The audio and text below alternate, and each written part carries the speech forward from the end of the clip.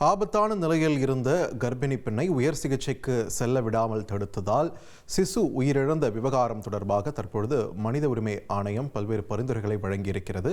இது தொடர்பான கூடுதல் விவரங்களை வழங்க இணைகிறார் எமது செய்தியாளர் சுரேஷ். வணக்கம். மனித உரிமை ஆணையம் தரப்பிலிருந்து இந்த விவகாரம் தொடர்பாக என்னென்ன விஷயங்கள் சொல்லியிருக்காங்க? இந்த சிசு உயிரிழப்பு விவகாரத்துடைய முழு பின்னணியும் பதிவு பண்ணுங்க.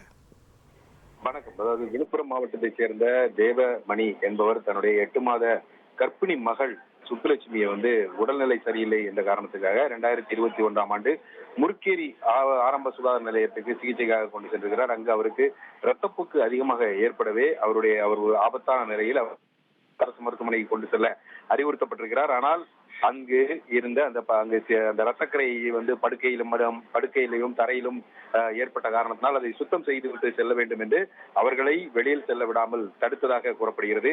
இதனால் ஏற்பட்ட தாமதம் காரணமாக உரிய சிகிச்சை அளிக்க முடியாமல் சிசு வயிற்றிலேயே இறந்திருக்கிறது. இது குறித்து சம்பந்தப்பட்ட மருத்துவர் செவிலியர் உரிய நடவடிக்கை எடுக்க வேண்டும் என்ற கோரிக்கையுடன் தேவமணி மாநில மனித உரிமை ஆணையத்தில் புகார் அளித்திருந்தார். இந்த புகாரை விசாரித்த மனித உரிமை ஆணைய உறுப்பினர் கண்ணதாசன் உரிய நேரத்தில் சிகிச்சை கிடைக்காமல் அந்த சிசு இறந்ததால் பாதிக்கப்பட்ட அந்த புகார்தாரருக்கு 5 லட்சம் ரூபாய் இழப்பீட்டை 4 வாரங்களில் தமிழக அரசு வழங்க வேண்டும் என்று உத்தரவிட்டிருக்கிறார். மேலும் தமிழகம் முழுவதும் இருக்கக்கூடிய ஆரம்ப சுகாதார மையங்களில் 24 மணி நேரமும் மருத்துவர்கள் செவிலியர்கள் பணியில் இருக்க ஏதுவாக கூடுதல் மருத்துவர்கள் மற்றும் செவிலியர்களை நியமிக்க வேண்டும் என்ற ஒரு பரிந்துரையும் வழங்கியிருக்கிறார்.